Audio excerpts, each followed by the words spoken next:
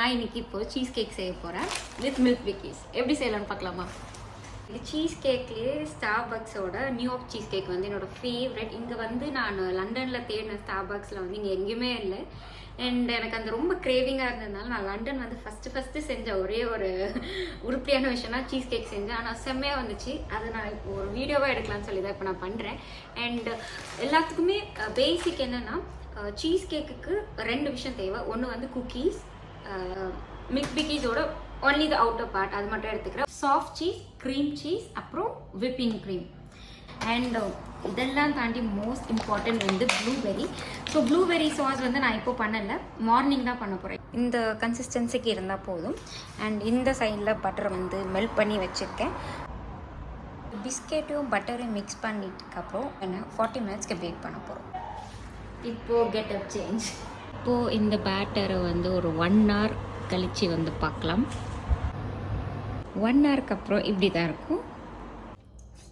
Hi, ஃப்ரிட்ஜில் வச்சிடணும் ஒரு 4 hours, மினிமம் 4 hours வச்சாலே போதும். பட் நம்மளுக்கு நிறைய டைம் இருக்கிறதுனால நாளைக்கு எப்போ எந்திரிக்கிறோமோ அப்போ எந்திரிச்சிட்டு ப்ளூபெரி சாஸ் பண்ணிவிட்டு இது மேலே போட்டோன்னா ஹெவனுங்க. அவ்வளோதான் cheese cake.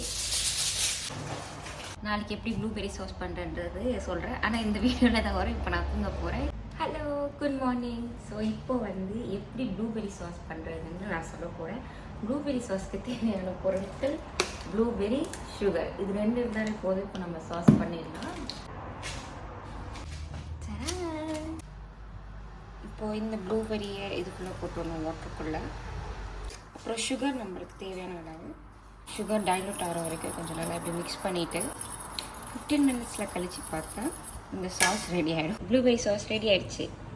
O my God, பேசாமல் கடை போட்டுடலான்னு முடிவு பண்ணிட்டேன்.